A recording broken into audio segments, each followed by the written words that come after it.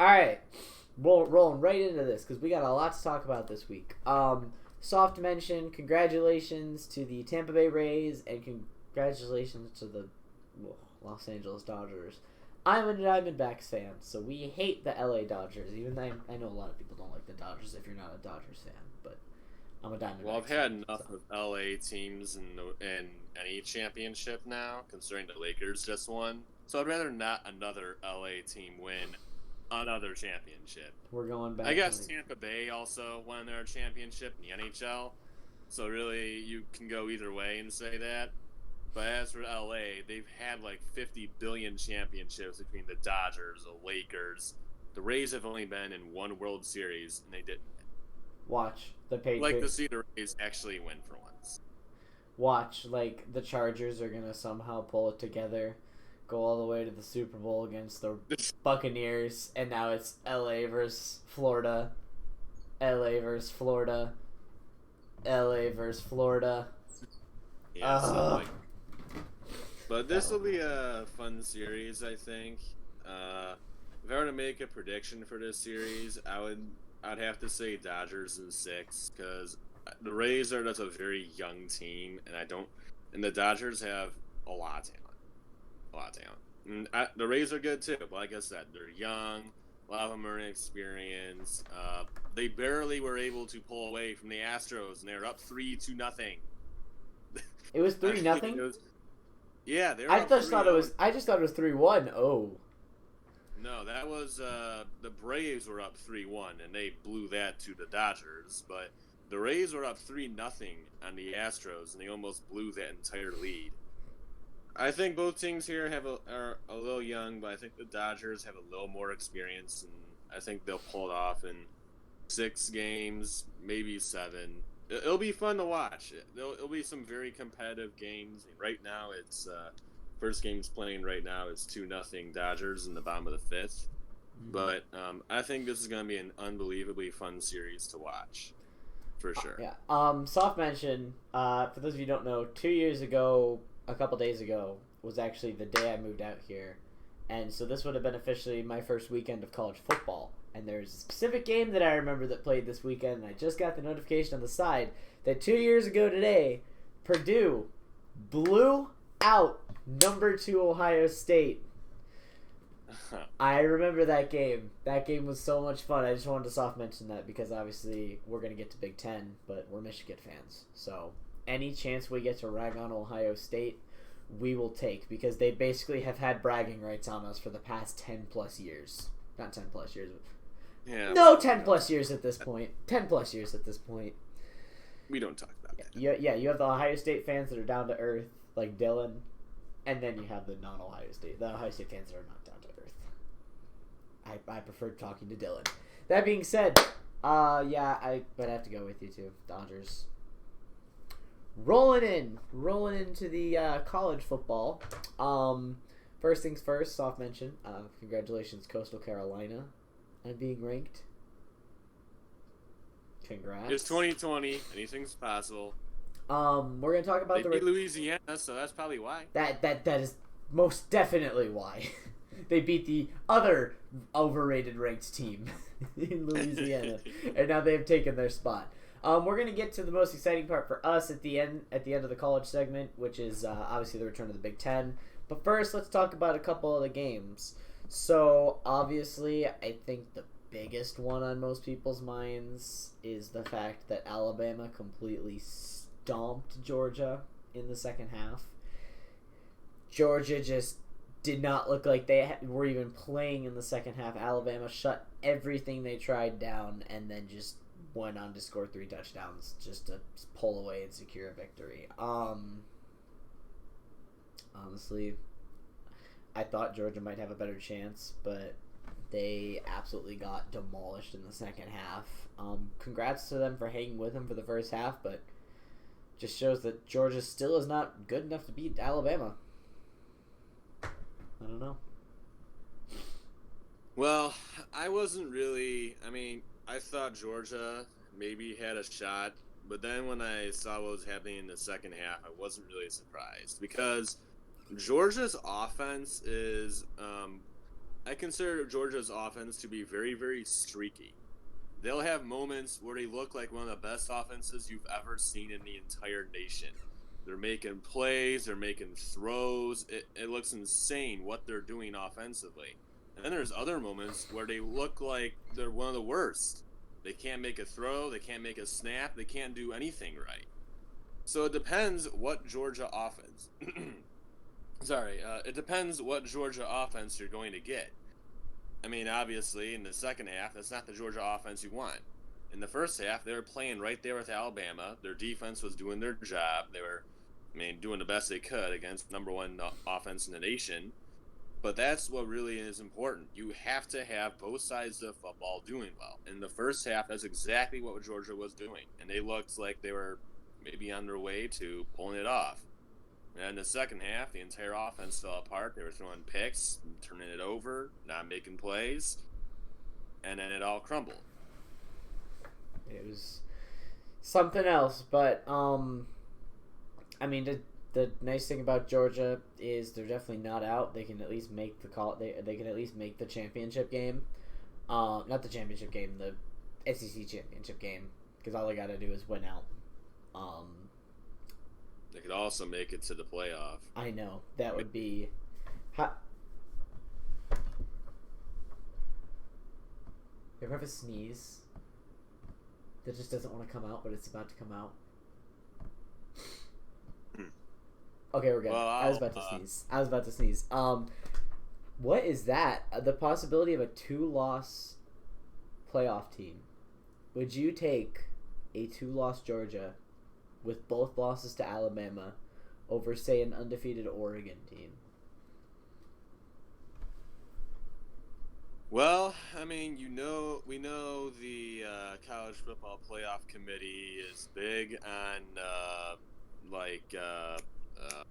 quality of opponent, strength of schedule. The best team. So it would be shocking to say the least, but at the same time, I wouldn't be surprised because of how much they rave about strength of schedule, and they have all these explanations on their ranking shows when they do the college football playoff ranking stuff. All their explanations of how they do it. I wouldn't be surprised if they put it in.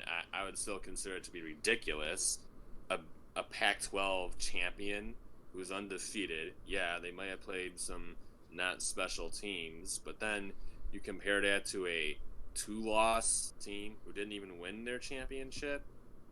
I think it's a little unfair not to give the team that just won their championship an opportunity in the playoff. Maybe are they crap because the rest of their conferences? Yes, that's why they have the quality of opponent, strength of schedule stuff in there. But Pac-12 is not like it's a horrible conference. They have some teams that aren't so great. But it's possible. But I'd think maybe this year it's much more possible than others. But I still think it's not as likely as people think. Though something that is for sure, if you're a Pac-12 team, you're basically going to have to go undefeated. Because if we look at it honestly, it's going to be the same thing it is almost every year. Alabama, Clemson, Ohio State, everybody fighting for that 4th spot. That's if the Buckeyes end up winning the Big Ten. I would be absolutely just completely shocked if they stumbled to anyone in the Big Ten. Because the Big Ten honestly isn't as great as it raves, isn't as great as it always is. I don't think many of at least the bottom teams are not very good. Even the top teams aren't very good. I don't know too much about Penn State or Wisconsin. I just don't know how much I trust a Penn State or a Wisconsin this year. Well, I know that Wisconsin's missing obviously Jonathan Taylor. They don't have Jack Cohn as he's having surgery. He's done for the season. I don't know who their backup is, but it's I think it's a young freshman or sophomore kind of guy. I think he's a lot better, I think, than Jack Cohn. Really, all their quarterbacks have sucked, but I think he's at least better than Cohn. And then for Penn State, they still have Trace McSorley. Really? But they just had a big. What? That guy's like JT Barrett. He just never graduates. But they also still have. Well, they had Journey Brown, which was a nice running back for them, but he's now he has a medical issue, so now he's done for the season, which is a huge loss, I think, for Penn State. As for their defense, they do have a top pick in there from a linebacker. He's really good, Micah Parsons. But I've seen him play. He's really, really good. They have some nice pieces, but I think they're overranked. You have to beat the Buckeyes. That's the big thing. I think a lot of these Big Ten teams are ranked on what they've done the past couple of years. Because you see Penn State's ranked really high, Wisconsin's ranked decently high, Michigan's ranked high. I think honestly, one of the better teams is going to be Minnesota. I think Minnesota's going to be the one to win their division. At least according to when I did my stat sheets, that's how it turned out. Minnesota was the one who won their division. I forgot who they lost to. I think it was Wisconsin was their only loss, but I think Wisconsin also lost 2 games. So Minnesota won their division. So I don't think Wisconsin. Yeah, I don't remember exactly, but all I remember is I had Minnesota winning that side of the conference. I think PJ Fleck is a great coach. I watched him at Western Michigan. Obviously, he took a Western Michigan program and made him go almost undefeated in the regular season. Barely losing to Wisconsin in the playoffs. Unfortunately, I will forever hold against Minnesota the fact that when PJ Fleck went there, he stole the Row the Boat. Because Row the Boat was originally a Western Michigan thing. All you Minnesota fans. So, take it. But, I don't know. It should be Ohio State just cruising through that. I mean, they start the season against Nebraska and play Rutgers and Maryland and Michigan State. That's half of their schedule is just absolutely garbage. They also play Illinois, I think. So 5 of their 8 games are absolute garbage. I think next game we're going to go to, because I know there's one that you really want to talk about, but I want to get this one out of the way real quick. This very ugly game between Notre Dame and Louisville. I thought that's where you're going to go. 12-7 against a 1-3 Louisville team. Not 1-4, but 1-3 when they played them. You win at home 12-7. That is ugly. I know it was a little bit wet there that night. It was a little bit soggy on the field. You still won 12-7. I don't think this Notre Dame team is good enough. I don't think there's a chance, and I think if they get to the ACC championship game, they're just going to get their butts sent back home against Clemson. Because I think correct me if I'm wrong, but the ACC isn't doing conferences this year, right? They just have all of their teams, right? Yeah, I don't think there's almost all the conferences really are not really doing divisions or all. That's what I meant, divisions. Yeah, playing it out. Yeah, ACC's just kind of playing it out. So I think really only a few are doing the actual sides of the conference. Like Big Ten and SEC, but SEC. That's gonna be. That's gonna be terrible, though. Notre Dame is gonna go. Actually, it's gonna be kind of funny because I don't like Notre Dame. They're gonna go in against Clemson in the ACC championship game. We're number 4 in the country. We're amazing, and then it'll be 2018 all over again, where they just get their butts sent home. Just defeated. But that was a very ugly game and just kind of reminded me, hey, no matter how highly ranked this Notre Dame team is, they're really not that good. Any thoughts? Well, I think 2 things really factor in here. Notre Dame always gets a lot of love that really comes from absolutely nowhere. And I think a lot of people are hating on Louisville. Louisville is a better team than people think. Their defense is horrible, okay? I'm not going to deny that defense looks worse than worse than the Detroit Lions. And I'm not kidding. It looks absolutely terrible. But this team has some good talent offensively. They're better than what people think. They're just not playing like it right now. And Notre Dame is not as good as people think. And this proves it. I mean, Notre Dame's offense looked absolutely terrible. They could not move the football at all against Louisville. Against the defense. Yeah. I was watching a good amount of this game along with something else. I don't even remember. What was it? Oh, yeah. Texas A&M, Mississippi State. There's like nothing else on. But because I was stuck at home because a person I was in contact with had COVID, so I had to stay at home a couple days. Test came back negative, so I'm okay. Let's go. But yeah, I was watching a lot of those games on Saturday, and this was not pretty at all. It was hard to watch because of how bad both offenses were.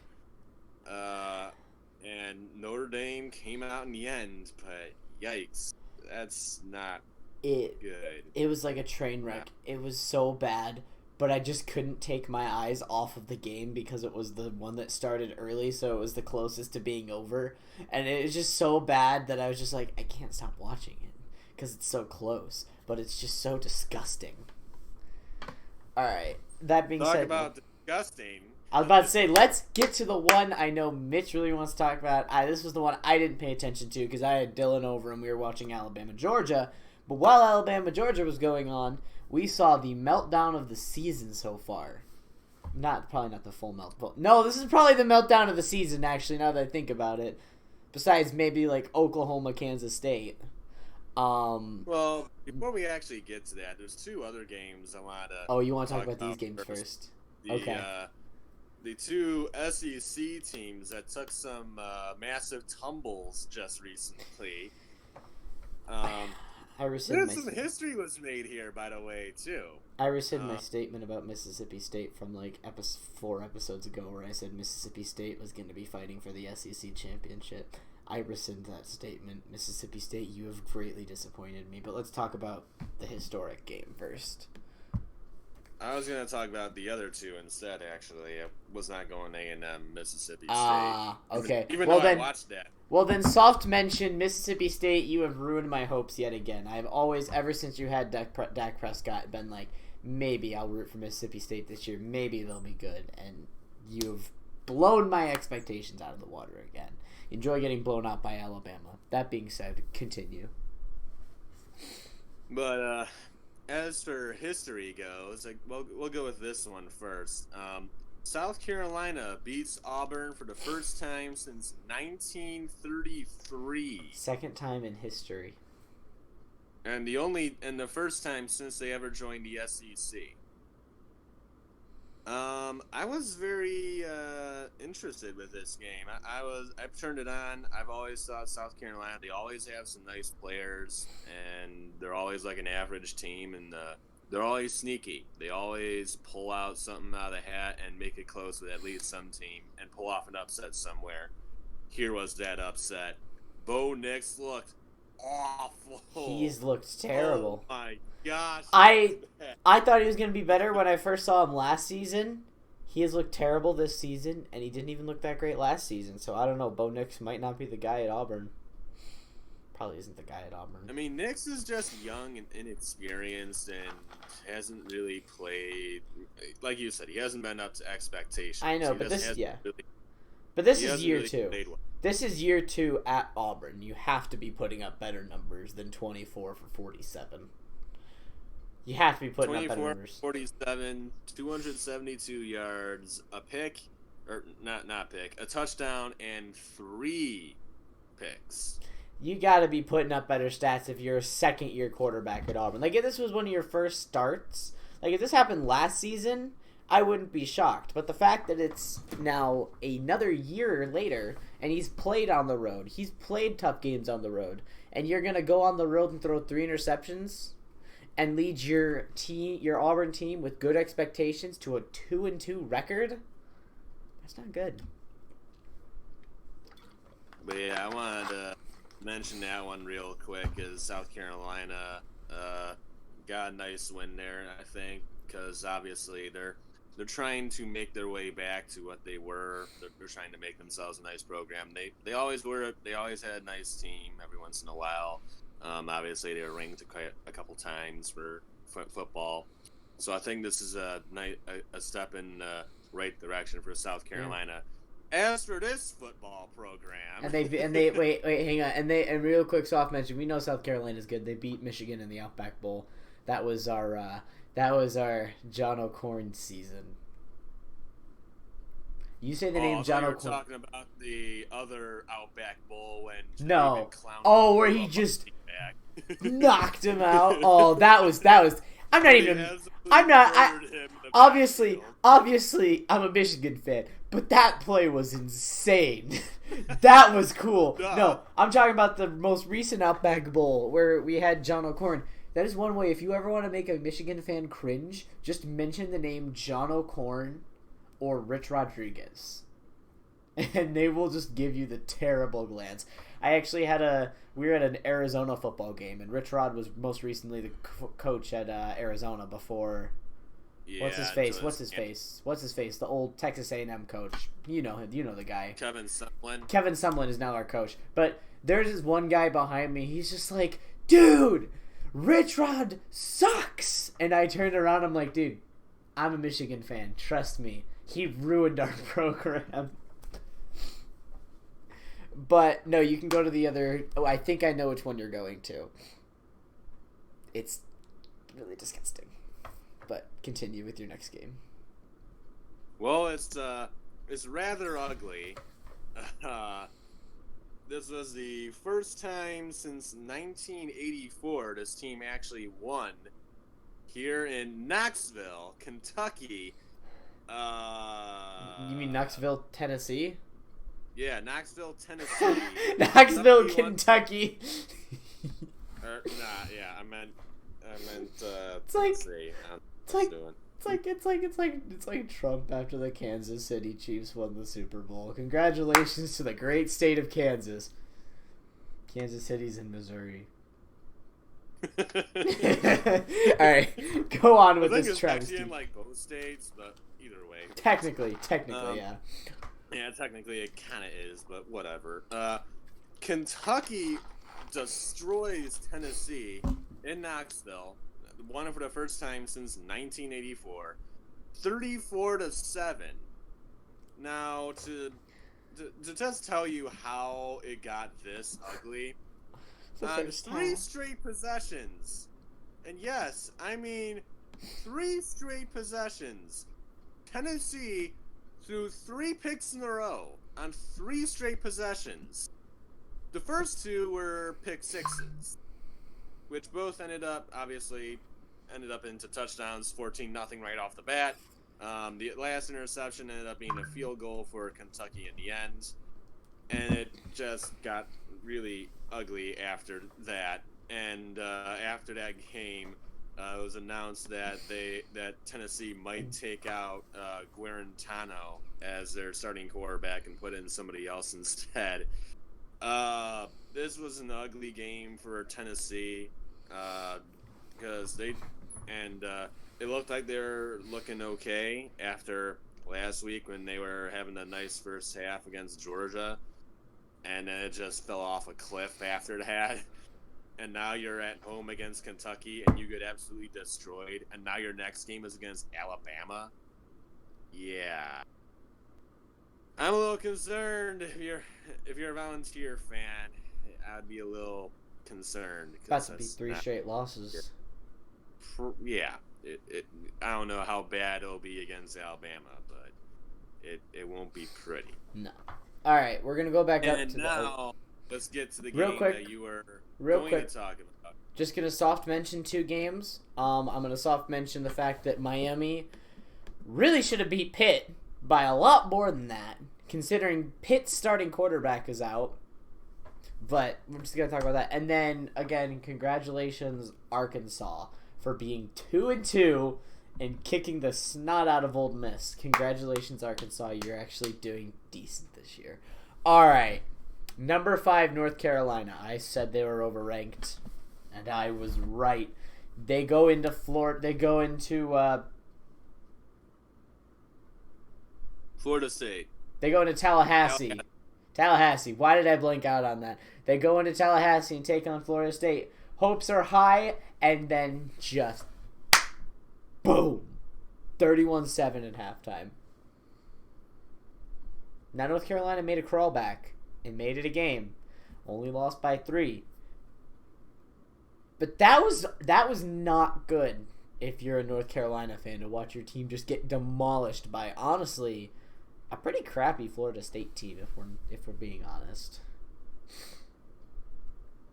Yeah, it was hideous for North Carolina. I was watching Alabama, Georgia, and I had North Carolina, Florida State on my computer, and I'm looking down every once in a while, and I started seeing 7-0, 10-0, 17-0, 24-0. Well, what the heck is going on over here? It was rather shocking to see Florida State all of a sudden just go insane. I mean, obviously, Florida State is was a huge college football program. They were massive for college football. They're one of the biggest, most historic ones in all of history. And now they're a far cry from what they were before. But Florida State was really, really good. And all of a sudden they take a 24-0 lead and in the second quarter, and I'm going, what in the world is happening here? Florida State, North Carolina, Florida State, what's going on? And then later, I'm seeing North Carolina coming back slowly and slowly. They're making it really close, and I'm like, okay, maybe they got something left in the tank. And I'm starting to see the end of it. And I'm not kidding when I say this, but 3 straight plays in a row, the receivers dropped the ball when there was nobody around them. 3 straight plays, second, third, and fourth. Every single play, the receiver dropped an easy throw, easy pass, right to their chest, completely dropped it. I'm calling them the new Detroit Lions of the NCAA. 3 straight plays, you have open receivers, nobody around you, easy catches, and you drop every single one of them when you're just like maybe 10 yards out of field goal range, and all you need is a first down, but all 3 times you drop the football. I mean, that's as Lion-esque as you get. But for North Carolina, I think this team has a lot of talent, but they get too cocky. I mean, they have some talent. I can tell Stravinsky does not like what I'm saying right now. No, I'm setting something up for in a minute. Don't worry about me. Continue. Oh. I'm setting something up. Don't worry. Continue. I doubt that, but I think they're a pretty good team, but they also have a good coach in Mac Brown. But they also get really, really cocky. These guys think they're way better than they think they're much better than what they actually are, and it was not pretty when they played Florida State. I mean, early in that game, they went down 24-0. It was Florida State was absolutely taking over, and I think they tried to put something together at the end, but it wasn't enough. North Carolina is better than people think, but you could tell that when they came into Florida State, they expected it to be like really easy, put on a platter for nice blowout, and instead Florida State played their hearts out and won it by 3. That's why you gotta take every game seriously. Yeah, exactly. Can't come in and can't waltz your way in and think you're gonna blow any team out. Exactly. All right, now we're gonna go ahead and do our rapid fire. We're picking the next week games. Rapid fire, no, not too much explanation, just quick rapid fire. All right, Friday night game. Friday night, the Big Ten is back. Illinois at Wisconsin. Unfortunately, I still have to take Wisconsin at this one. They're at home. Wisconsin wins by a decent margin, probably like 31-17 or something like that. Well, if you guys remember from last year when Illinois was at home against Wisconsin, I believe Wisconsin was, a 30-point favorite in that game? something like that. I think it was something like in the 30-point range, and they got upset. One of the biggest upsets in all of college football. That is not going to happen this year. I mean, honestly, Illinois has some okay players. I mean, they have our old quarterback, Brandon Peters, who I think is He's a good quarterback. I think he's better than people think. But he's not going to be enough to beat Wisconsin. Not again. I don't think Wisconsin's going to blow them off the floor, but it's not going to be like a one-possession game either. That's why I said 31-17. Yeah, like somewhere around there. Maybe like 34-20 or 34-13. I mean, it's not going to be a blowout, but it's not. They'll probably reach the 20-point favorite range, whatever it says. Speaking of upsets, Syracuse, a 45.5-point underdog in Death Valley against number 1 Clemson. Now, I know I seem stupid, and you know I'm crazy and I'm stupid. But you know what? I'm taking the upset, baby. I'm taking the upset. What do I have to lose? I bet like $1 on this game. I get like $2 million. We're taking Syracuse in an upset, baby. We're going 2018 all over again. Rex Culpepper is going to destroy Clemson. Even though we just lost at home against Liberty, 38-17. We're going to destroy Clemson in Death Valley. All right, professional Jacob back. Clemson is going to have another Georgia Tech performance and win 73-7.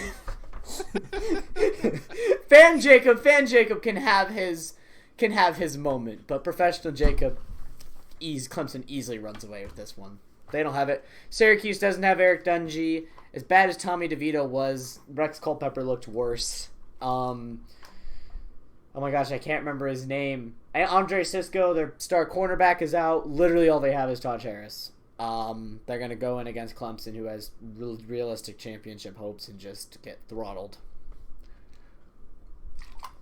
Anything else to add to this game? Well, other than the fact that Clemson will probably not only match their match the fact that they're a 45-point favorite on here, but go over that. So yeah. We had our 2-year run where Syracuse beat Clemson and then went to Death Valley and came this close to beating Clemson 2 years in a row. If we had won that game, we would have been 11-2 we would have been, before going into the Notre Dame game, we would have been like 8-0, top 5 team in the country had we won at Clemson that year. Because that was the year we ended the season ranked. That was a crazy year. Anyway, get into our next one since they're one of my favorites. They're gonna pop up here even though it's not in order. Michigan, Minnesota.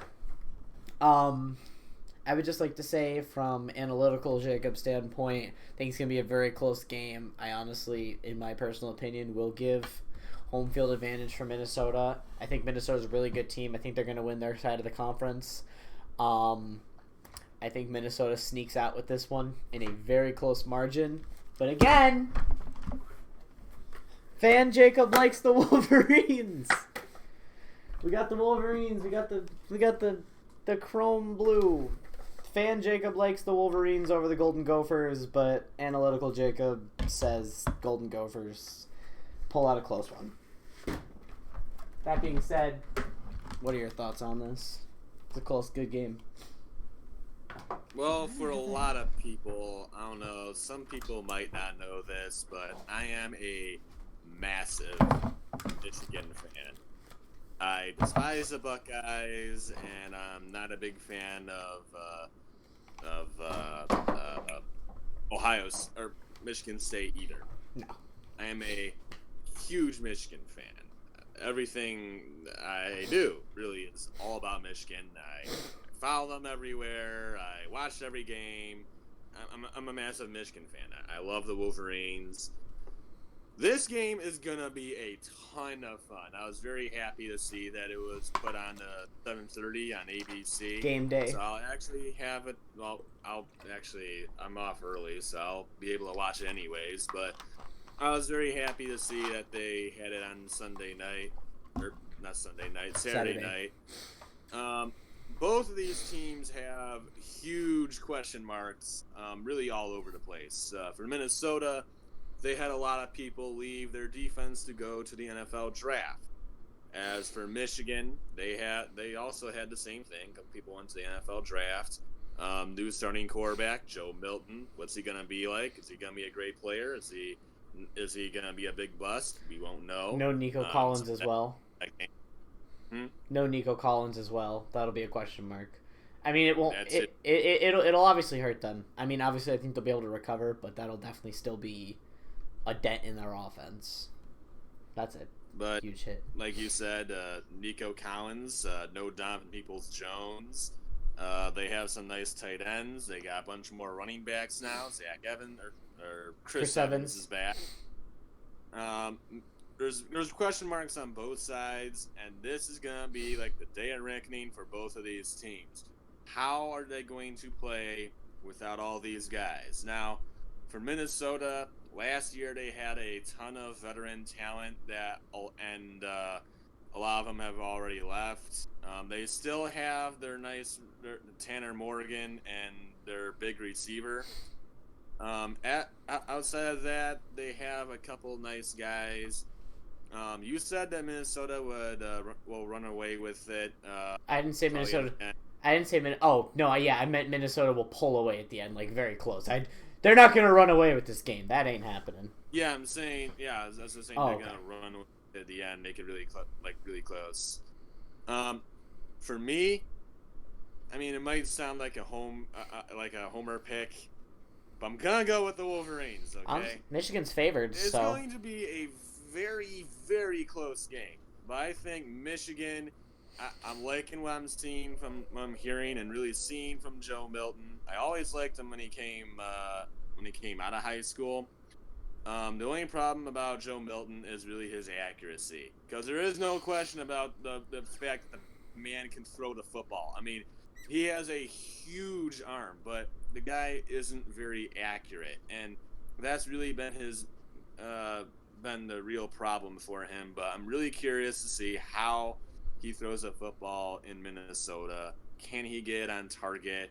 You still got Ronnie Bell out there in the receiving core, Giles Jackson. So you got a lot of options that you can throw to. Not to mention the fact that we can really run the football. Another problem for Michigan, though, will be our offensive line. We lost 4 out of 5 starters this year. That's going to be, yeah. A lot of them are going to be replaced, of course. So I'm very curious to see how they'll handle that. But hey, if they're able to run the football, which has been the thing for Michigan for years, we got Josh Gaddis out there. Our offense looks a lot better. I think Michigan will make this very close. Minnesota's going to play a very close game. This is going to be a type of last-second field goal or last-second touchdown. That's what I'm thinking. Something at the end of the game where someone makes a drive right at the end and or comes up short or loses. And whichever one of those happens, I think Michigan is gonna be the one that comes up by maybe a few points. That's gonna be the big thing too. It'll be very close. I'm gonna say something like 23-21. It'll be very, very close. I wouldn't be surprised if Minnesota won either, but I'm going to go with the Wolverines. Having good veteran running backs is going to be helpful if there's snow. All right, these next ones we just got to breeze through. These are going to be rapid fire. All right, well, some of these are going to be super easy, like this next one, Nebraska, Ohio State. I think I can save us some more time. Ohio State big. Yeah, Nebraska's got some okay players, but nothing compares to Ohio State. Blowout. Buckeyes. All right, number 14, North Carolina trying to rebound against newly ranked number 23 NC State. I think this will be a good one, closer than a lot of people think, but I don't think NC State's that as good as North Carolina. A fun in-state rivalry, but I think North Carolina comes out on top. I'm going the same thing here. NC State's been a bit of a surprise team this year, like you said. Just showed up in the rankings this week, number 23. North Carolina, obviously coming off that upset against Florida State, which was absolutely heartbreaking for them. They're going to be a little irritated. Now they got their in-state rival. I'm going to pick North Carolina to win this one. Closer game, maybe by like a score or two, but North Carolina will win it. Well, this one's also pretty easy. Alabama going to Knoxville to take on Tennessee. Alabama big. Oh, we saw what happened to the Volunteers in the last game. Against Kentucky. Alabama by 50. This one, I'm actually gonna do something. Number 3 Notre Dame against Pittsburgh. I'm gonna go with the upset. Give me Pittsburgh at home. Especially if they can get Pickett back. If they have Pickett back, give me Pittsburgh at home in the upset. You know, that was what I was considering. I'm not a big fan of Notre Dame. I mean, we're both Michigan fans, so no one here really likes Notre Dame. But I'm not an Ian Book guy, and like I said, Notre Dame always gets a ton of love that really they don't deserve. And this year, they're an okay team. They're not number 3 in the nation, and someone's going to knock them off. And going on the road to a decently good Pittsburgh team, which is known for pulling off a lot of upsets. I'm going with I want someone to pick Notre Dame, but I gotta go with you. I'm going Pitt in this game. Going for the upset. I'm going for them to pull it off here. I will if Pickett doesn't play, I think Notre Dame will win. But if Pickett plays, I think that's a really good shot. This is probably one of the bigger games of the week. Number 17 Iowa State going on the road to take on number 6 Oklahoma State. Obviously, not many teams have played, so I don't really think Oklahoma State is deserving of its number 6 ranking. That being said, at home against Iowa State, Iowa State's a good team, but I'm going to go ahead and take Oklahoma State in this one, solely due to the fact that they're at home. Well, this is the definition of the Big 12. Oklahoma State has a high-powered offense with no defense whatsoever. And Iowa State has been wildly inconsistent this year. They lost to Louisiana and then beat Oklahoma. And they've just been bouncing all over the place so far this year. All of a sudden jumped up 7 spots in the rankings after beating Texas Tech, which is Texas Tech. I mean, whatever. But I'm going to go with Oklahoma State in this game. Chuba Hubbard is way too talented for anyone to really stop, especially in the Big 12. And Tylan Wallace is also very good. I like their quarterback. Oklahoma State has a lot of offensive weapons, and I think that's going to be too much for Iowa State to handle. They are upset meisters. Not against Oklahoma State. I'm going with the Cowboys. Penn State at Indiana. Honestly, I'm gonna pick Penn State, but I would not in the slightest be shocked to watch them go into Indiana and to Bloomington and lose. It's because Indiana is one of those sneaky teams that you never want to play in Indiana.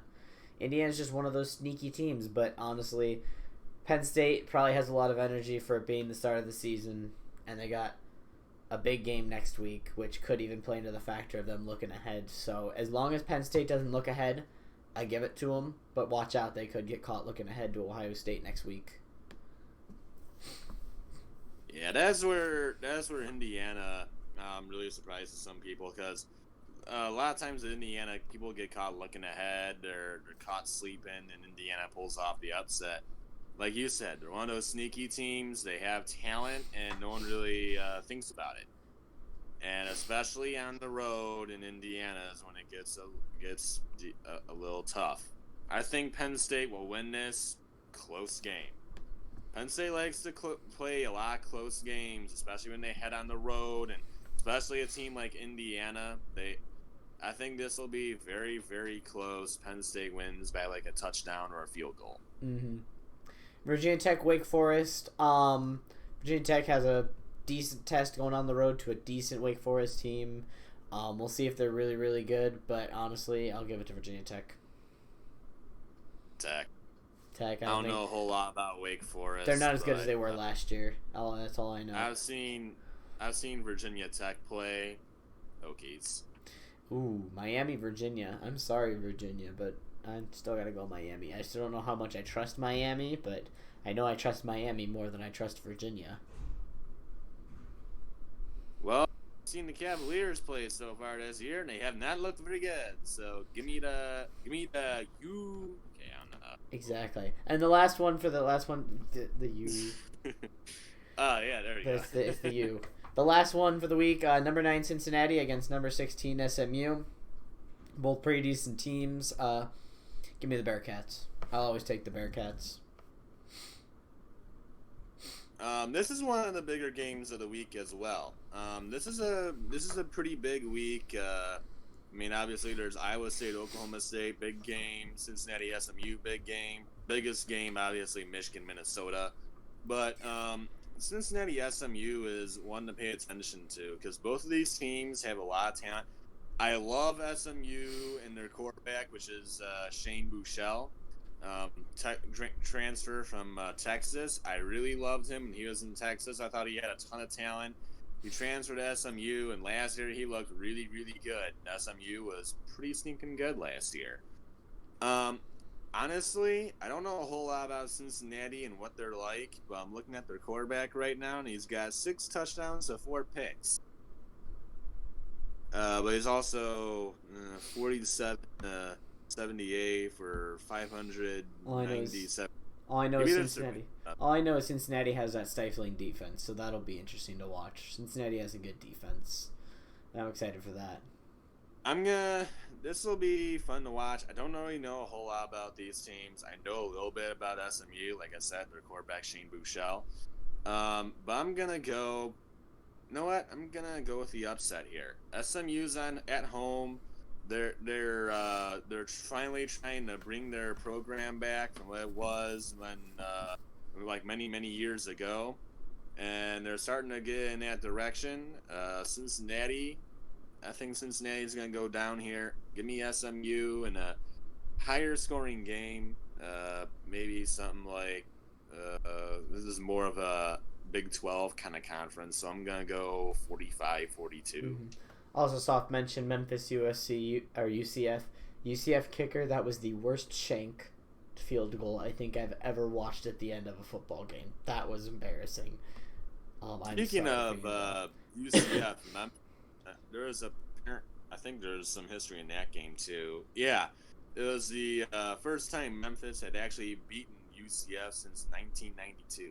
It's crazy because they always play right next to each other. All right, let's get to the NFL because we are running super high on team. The AAC record for most yards in a single game since their last game, actually, in 2017. Nice. Topped their own record. Let's get to the NFL because we are running really long on time right now. We'll talk obviously a lot less next week, but obviously with Big Ten returning, we talked a lot more college, so we'll talk a little bit quicker for the NFL. Lions, Jaguars, I know you always want to talk about the Lions, so Lions actually getting win against a crappy Jaguars team.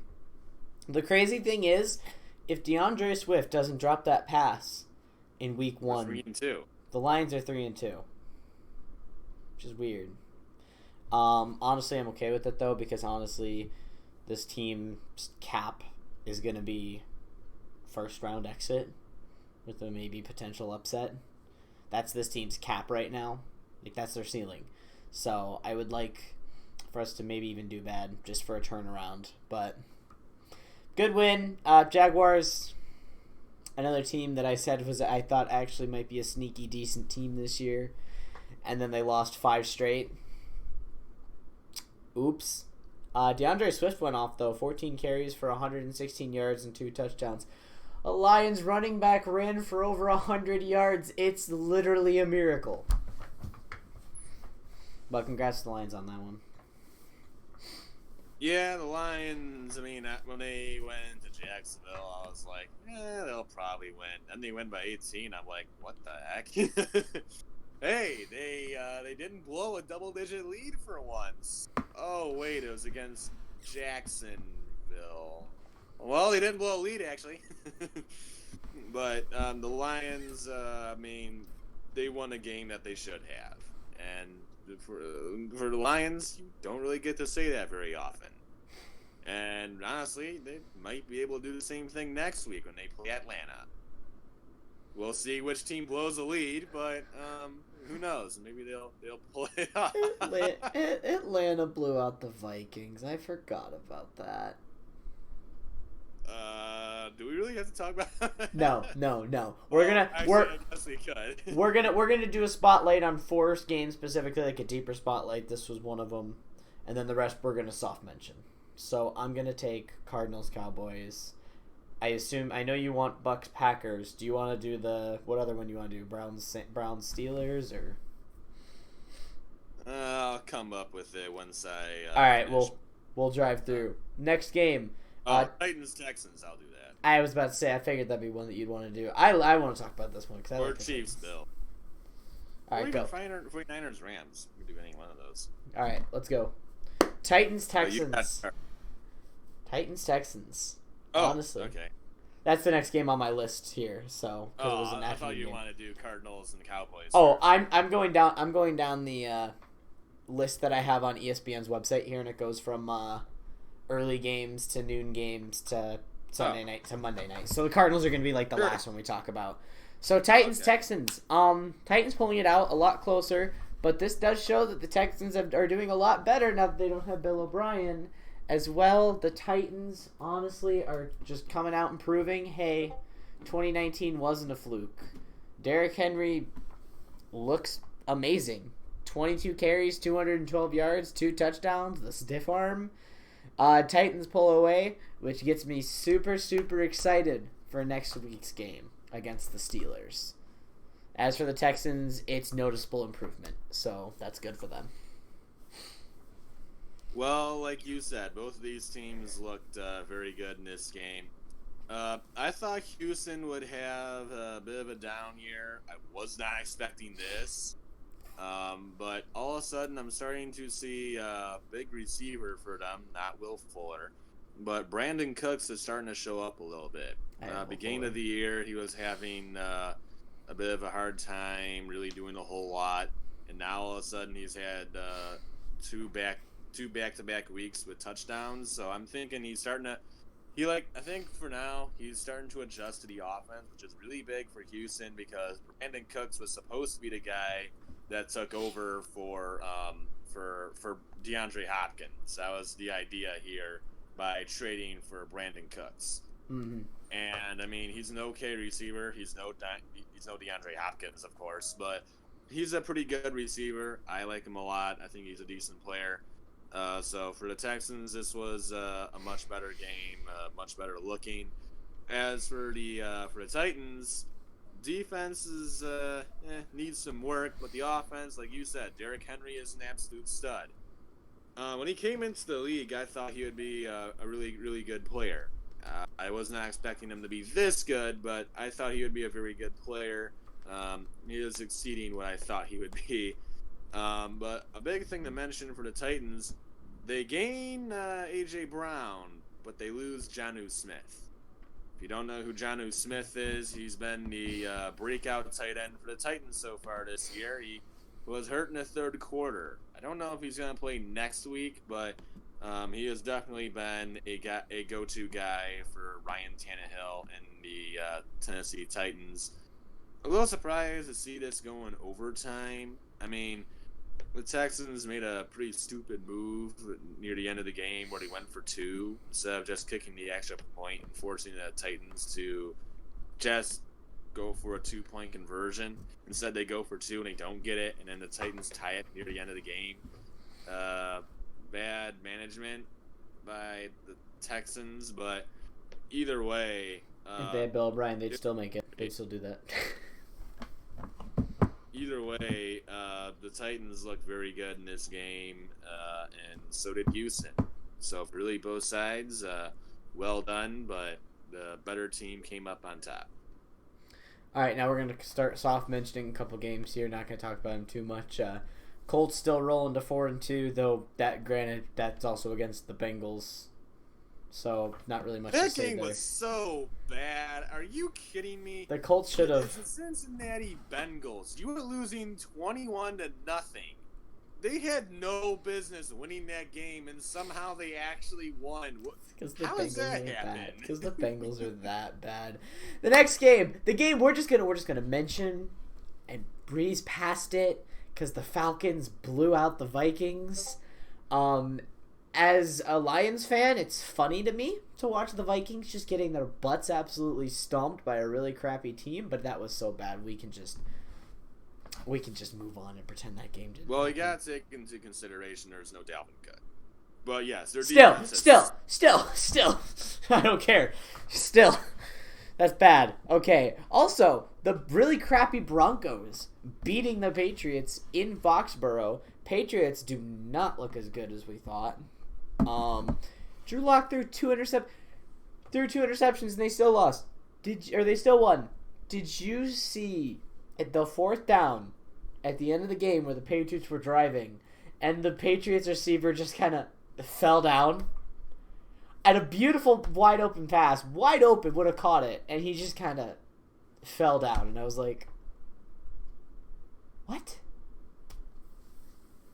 It was hard to watch. On that Sunday, I was golfing for a lot of that day, so I wasn't really watching a whole lot of it, but I saw highlights of a lot of those games. And, for Denver and New England, but yeah, I saw that fourth down play where the dude just kind of chipped and fell. I was like, wow, okay. That's how you lose a game. Nice effort.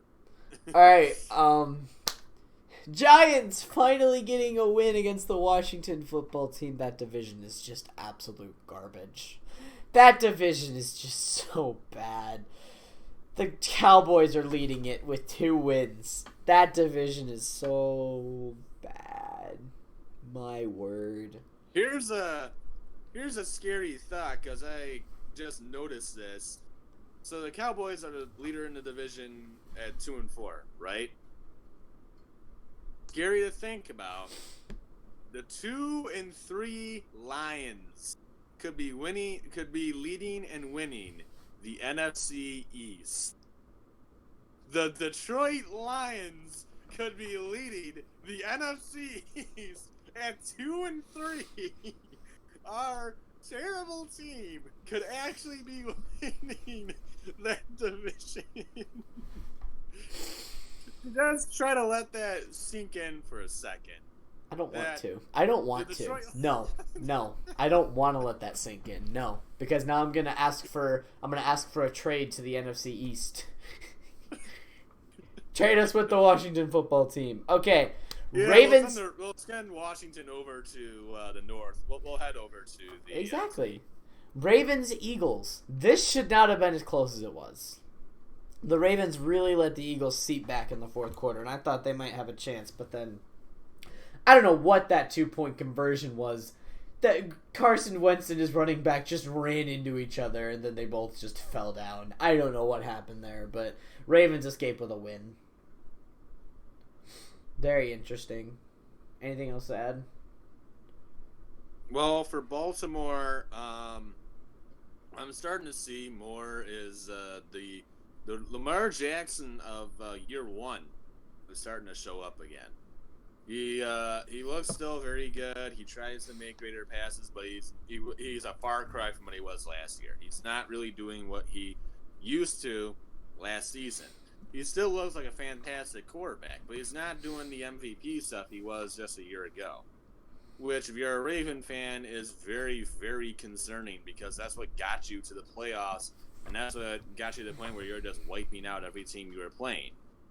And, I mean, against the Chiefs, it was blatantly obvious that he wasn't what he was last year, and against some of these other teams, he's been okay.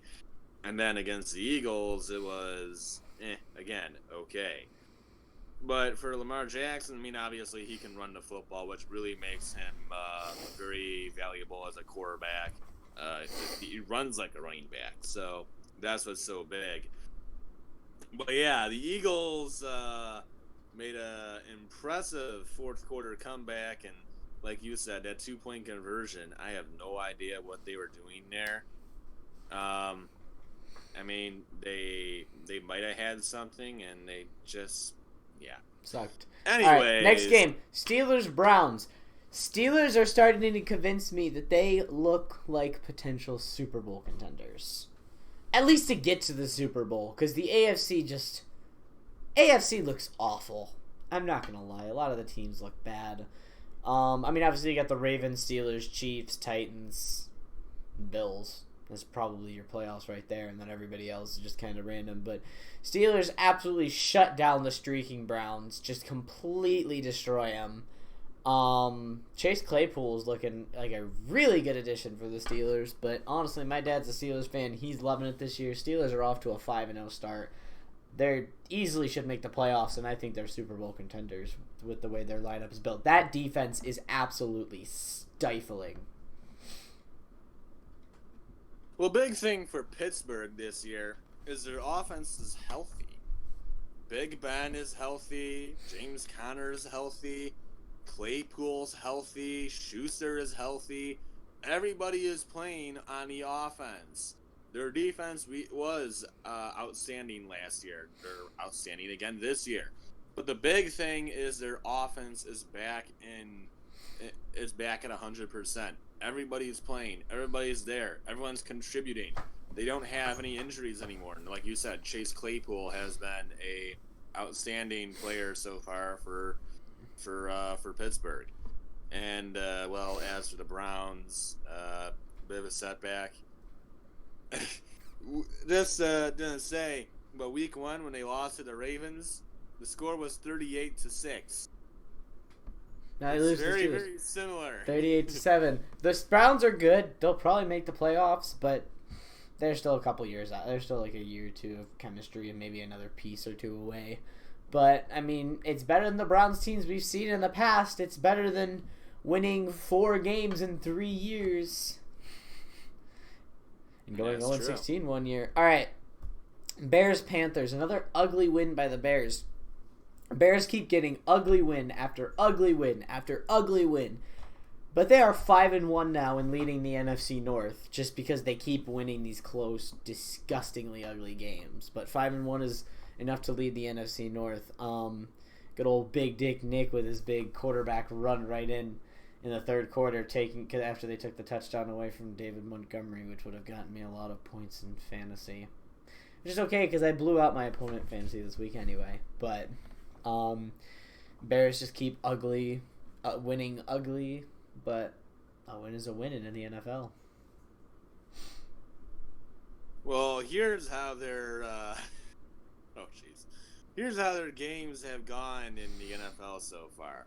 Week 1 beat the Lions by 4 because Swift dropped the football in the end zone. Week 2 beat the Giants by 4 because the Giants had terrible play calling at the end of the game and absolutely blew it. Because the Giants. 5 yards out of the end zone. All you have to say is because Falcons the Giants made a 16-point comeback late in the game and somehow pull it off. Against the Colts, they lose by 8. Okay. Against the Bucs, we have Tom Brady think it's 3rd down when it's actually 4th down. And then against the Panthers, it was The Bears are really they're okay. They're not a playoff team, okay? They will be, They're though. getting very, very lucky to start this season. I'm actually looking at their next 3 games right now. It's the LA Rams, New Orleans Saints, and Tennessee Titans. Oh. The Rams didn't look too great against the Niners, and I think they're starting to come back down to earth. But they're still better than the Bears, in my opinion. Saints are really looking to get a win, and they're really looking to prove to some people that they're a really good team.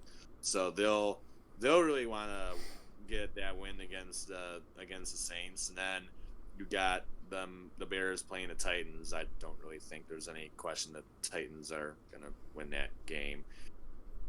And then it's going to be Vikings and Packers after that. Vikings will look terrible, but you never know. 2020. Yeah. And then the Packers, who knows? All right, next game. But anyway, next next 3 games will be a telling story for the Bears. All right, next game. Dolphins blow out the Jets. Jets now the only winless team in football. Jets look absolutely terrible. And the thing I want to talk about is the fact that Ryan Fitzpatrick is now benched for Tua. Mitch, what do you think about this decision? Well, I thought that they would have done this a very long time ago. I thought when Fitzpatrick was kind of like okay, had some moments at the beginning of the year, that it would be Tua time, and it never was. And then they put him in for 2 plays against the winless Jets, and they're like, "Oh, let's start him." All right, let's go. I do not like this decision. If you would have started him against the Jets, I would have been fine for 2 reasons. A, Fitzpatrick is doing honestly pretty good. I mean, honestly, that's not going to last forever because it's Fitzpatrick, and eventually he's going to turn back into Fitztragic. But Fitzpatrick is doing okay. And B, you are throwing him his first game. You are throwing him out against one of the best defensive players in Aaron Donald when your offensive line is one of the worst in football and Tua's not that great yet at throwing the football away quick. Need I remind you, he is not even a year off of an injury that could have ended his career. So I do not like the fact that they are throwing him into the fire against Aaron Donald, not even a full year out of an injury. If he gets injured and his career is ruined because the Dolphins were impatient and started him now, I'm going to hate the Miami Dolphins forever. But I just don't think it's the right time. I would have understood if they started him against the Jets. I would understand if they started him after the Rams. But I don't like the fact that they're starting a guy who's recently injured, who's going to be their franchise quarterback, against someone who's known for just destroying quarterbacks. That being said, the Dolphins beat the Jets 24-0. Who's shocked about that? Moving on. This is one of the ones that I know Mitch really wants to talk about because he called it. I'll give it to him. He's 1-4. He said the Packers were going to lose all 5 weeks. He was right about this one, though. Packers get absolutely blown out. I don't remember saying that they'd lose all 5 weeks. I thought No, they'd beat the Lions. You pretty much picked against them every week, I think, but the Lions. You're like, the Packers are going to lose this week. Packers are going to lose this week. And then they kept winning. If the Buccaneers lost this game, I was going to tell you to start picking the Packers so that they would start losing. But go ahead and talk about your Packers losing. Anyway, so the last episode, you guys probably haven't even seen it yet because, well, as of right now, it's not up. My computer sucks. But yeah, I have a personal hate for the Packers. Okay, I don't really like them, but I will admit I have been a little bit judgmental towards Green Bay, and I think that's pretty obvious. So yeah, I really should not be doing that. I mean, this is a sports podcast. I'm supposed to be fair to everybody. But for Green Bay, I was calling a blowout here because I was looking at who they played first few weeks. I mean, Vikings. They gave up 34 to that offense that has Kirk Cousins as their starting quarterback, and also their defense has been horrible this season. Lions. Enough said. Saints.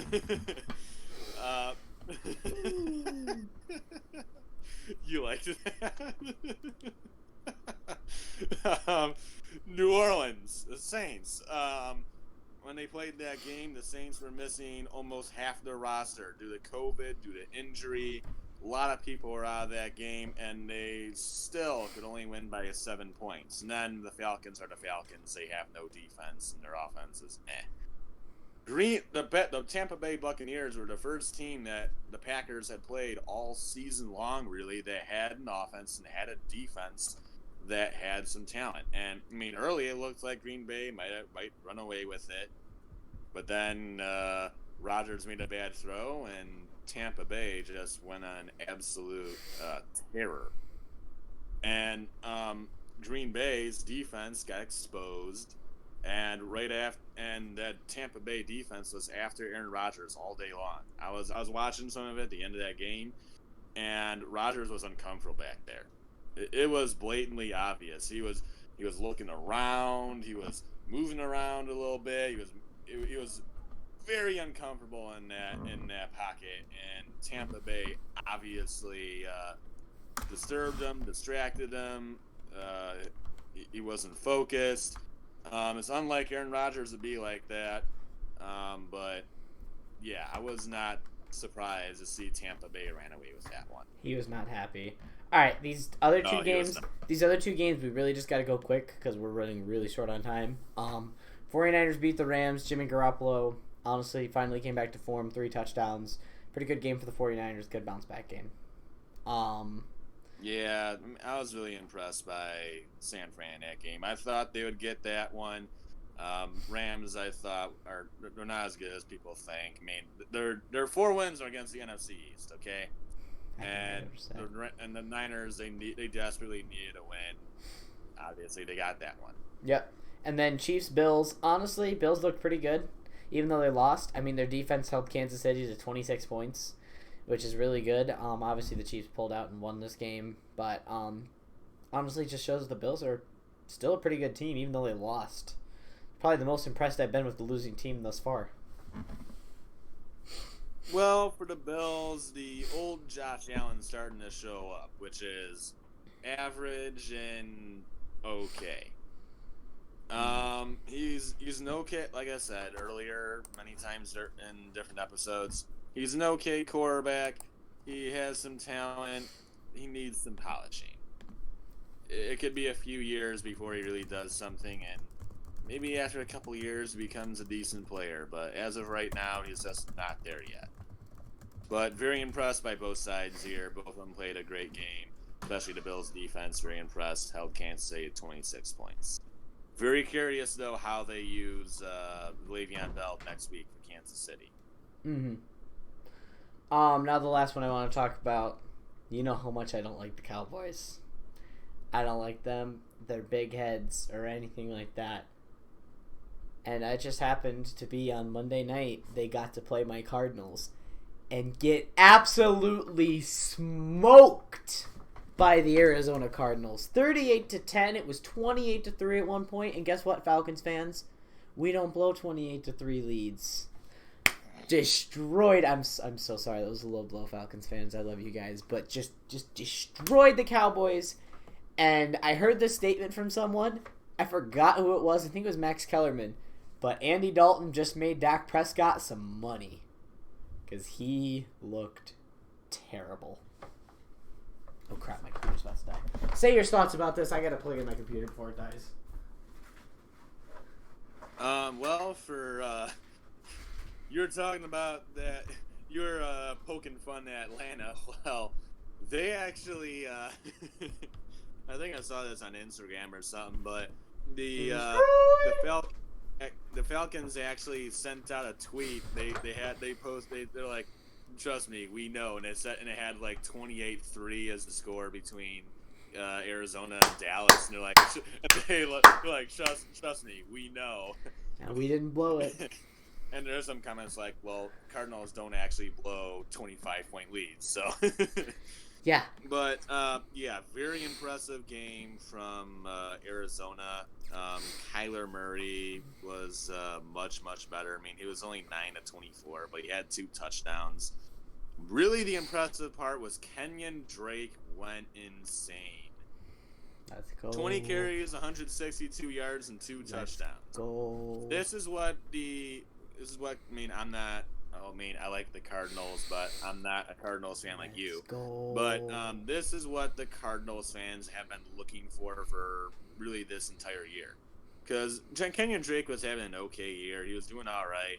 But now he goes for 20 carries, 164 yards, and 2 touchdowns. I mean, he was unbelievably good. Kind of like what he was doing last year when Miami traded him over to Arizona.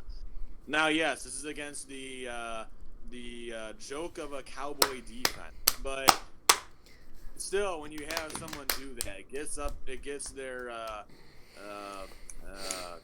jeez, I'm trying to come up with a word, not enthusiasm, but hopes. Yeah, Hopes up. hopes up. It gets their Morale? self-esteem. Morale? Up. Morale, yeah, there you Gets go. their morale It gets up. their morale going. It gets them excited. It gets them going. It makes them excited, and like you said, gives them morale. It gives them something to go off of because they had a great game and they're like, okay, I can work on this. We can do this. And that was what really was impressive. Also, I mean, the Arizona receiving corps just insane. Yeah. Christian Kirk, Larry Fitzgerald, DeAndre Hopkins, Annie Isabella. Do really need to go on. All right, so we're gonna do our game picks for the next week, but we have to keep these under 30 seconds. So super brief. All right, Giants, Eagles. I give it to the Eagles because they're at home. Simple enough, and they're a little bit better.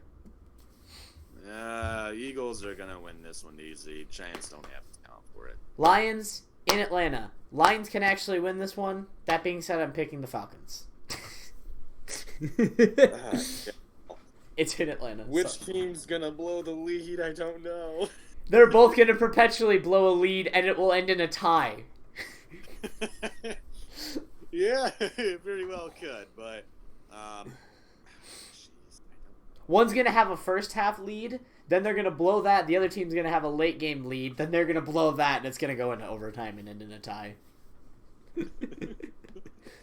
I'd love to see that happen because it would just be so bad. But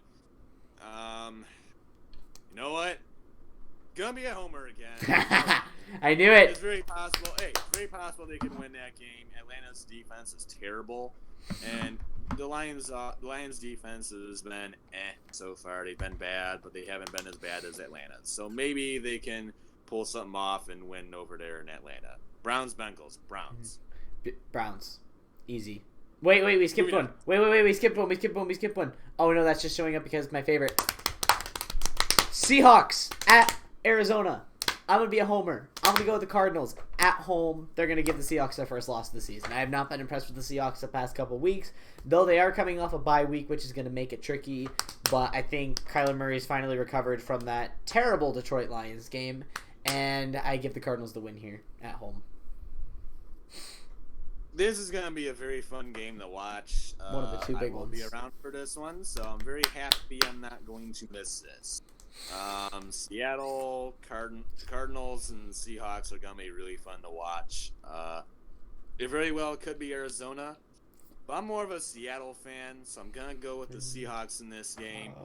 It's going to be a very, very close game. And I wouldn't be surprised if Arizona won. They very well could. The Seahawks. It really could go either way, but I'm going to go with Seattle by like a point. They're known for winning close games. I mean, that's all they've been doing this year. Cardinals could win this game, and so could Seattle. I'm going to give it to Seattle by like a score, by like maybe a couple points. I'm the Seahawks. We have 12 men, and we are the Legion. Oh, I'm just kidding. I love you Seahawks fans. I just have to root for the Cardinals. All right, this is the other game that I'm looking forward to because I know my dad and I are going to be watching this if this one's on, and I would be remiss if this wasn't the morning CBS game. Because you got to think for me, these games start at 10 o'clock right now. They're going to start at 11 soon, but they start at 10. So Steelers-Titans. This is going to be a close one. Unfortunately, I'm going to give it to the Titans. It's in Tennessee. That's why I'm going to give it to the Titans, but I would not be remiss to see the Steelers pull out a win here. Going Steelers, man. I mean, I'm rooting for them. For Pittsburgh is just very good, and the Titans don't really. I mean, their defense is okay, but that's really going to be the game changer. Is the Steeler defense? They are unbelievable defensively. I mean, they're not going to, like, completely shut down Derrick Henry, but they're going to be able to at least slow down the Titan offense enough to be able to win that football game. I'm going to give it to the Steelers by, like, a score. It'll be close. Panthers in New Orleans taking on the Saints. I'm going to give it to the Saints. I think the Saints are a better team, and at home I think they'll have enough to beat the Panthers.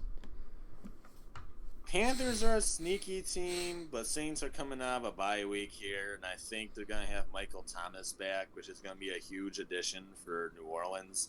So give me the Saints by like a score or two. Bills, Jets, Bills. Enough said. Question is by how much? Bills. 30, 40, 50. I don't care. It's a lot. Cowboys at Washington. Honestly, Surprise pick, I give it to Washington at home. I say they have enough to beat the Cowboys. I think the Cowboys are not doing too hot right now. Though the Cowboys are probably going to win. I just hate the Cowboys and will pick against them in any way, shape, or form. Not going against Dallas and going Cowboys by like 2 or 3 scores. It won't be close. They're beating Washington, D.C. Packers at Texans. I don't think the Texans have put it together enough, and I think the Packers are really upset after losing the last game. Packers rebound to beat the Texans. Okay, Packer fans, I'm picking Green Bay, okay? It's a miracle! It's a miracle! It took them playing a 1-5 Texas team, but he finally picked the Packers against someone that's not the Lions. But, yeah, the Texans are pretty good. I like them. I think they are much better than 1-5, but they're not beating Green Bay Packers. Chiefs, Broncos. Broncos looked pretty good last week, but the Chiefs are going to continue their tear. Chiefs easily against the Broncos. Broncos, I mean, I think they're also better than people think, but the game to win would not be against the Chiefs. Give me Kansas City by a couple of scores. Drew Lock is back, which is good. 49ers, Patriots. Honestly, I want to go Patriots because they're at home. But honestly, I think the 49ers know the situation they're in, and they know they need every win they possibly can. I think they're more desperate. I think Jimmy Garoppolo is going to carry over his last week performance, and I honestly have the 49ers taking this one. This is going to be another great game to watch along with Seattle and Arizona. Because both of these teams, because really the 49ers are desperate to keep winning, and so are the Patriots, and especially the 49ers, because have you seen what I'm going to go a little into depth with this, but have you seen what the Niners' upcoming schedule is? Have you seen their conference? 5-0, 4-2, and 4-2? Well, these aren't even going to be, well, one of them is, but none of these games are really going to be even against their conference. Just listen to this. So, Patriots, Seahawks, Packers, Saints, Rams, Bills. That is a rough schedule. Very, very rough schedule. I mean, they might be able to beat the Rams, but Saints, Packers, Seahawks, Bills. Holy cow, that's a lot of talent in there. But I'm gonna go with you know what? I'm gonna go with the Patriots in this game. They're not happy after losing to Denver at home last week. And obviously the Niners are desperate for wins, but I think the Patriots are as well. And I think they're going to pull this one out by maybe like a field goal, last-second field goal kind of type game. Someone gets a last-second drive and tries to pull it off or gets it to pull it off. Very close game, but give me the Patriots. I think Cam Newton's going to wake up after last week. All right, we're going to bring it home with these last three. Chargers, Jaguars. Absolutely two terrible teams. Justin Herbert goes off. Chargers win at home. Jaguars suck. It's Chargers. Raiders, Buccaneers. This is a huge one. Honestly, I think the Bucs are insane, but Las Vegas has looked really good at home. Give me the upset. Give me the Raiders in another upset. Tampa Bay has found its they have found their role. They have found the sweet spot, and this is going to be the start of a tear that they're going to start putting on basically every team. Tampa Bay has figured it out. That defense is flowing, the offense is flowing, everybody is back.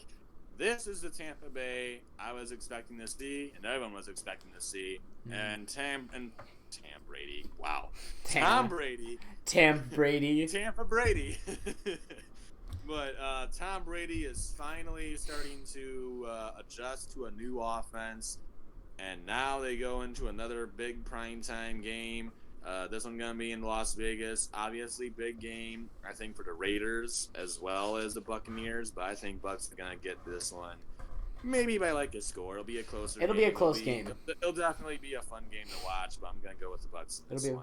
And then our last game, Monday night game, Bears at Rams. I think the sloppy play of the Bears finally catches up to them. I have the Rams in this one at home. This game's a coin toss. It could go either way. I have no idea who I'm gonna pick in this game because when you look at Los Angeles, the Rams. I mean, they played the NFC East and got 4 wins. Okay, that's not really impressive looking at their records right now. And then for the Bears, they've been getting lucky every game and barely pulling off a miraculous win. So I'm going to go with the Bears in this game. I'm probably going to regret it, but I think the Bears, their defense is waking up this year. It's looking like the defense of 2018, which is really big for Chicago considering their offense is not very special. But the defense is really what rode them to the playoffs last year. I think it's going to get them the win in this game against the Rams. I'm going to go with the Bears. I don't like it. I'll probably regret it when Monday night comes. I'm going with the Bears. Yep. They probably love me. Stay tuned. Stay tuned. We're going to have a big potential. I don't know if I'm going to do a 2-part episode or if we're going to do just a huge mega episode. But come week 8, the big plan is, since we're halfway through the NFL season, we are going to repick the divisions. We're going to repick the playoffs. And we're even going to make mid-season Super Bowl predictions. So I might split that whole section into a shorter 20-minute video. I don't know what we're going to do about that, but that's something that I want to do, kind of a mid-season. Predict the division, predict the record, predict the playoffs, predict the champions. So that'll be fun. But that being said, thank you all for sticking around. This was a longer episode since we had the Big Ten coming back. Michigan, Minnesota, Saturday, 7:30 p.m. Eastern Time. Let's go Wolverine! 4:30 p.m. Pacific Time. Super excited. Let's go Blue. That being said, y'all have a great rest of your night. And remember, go Blue.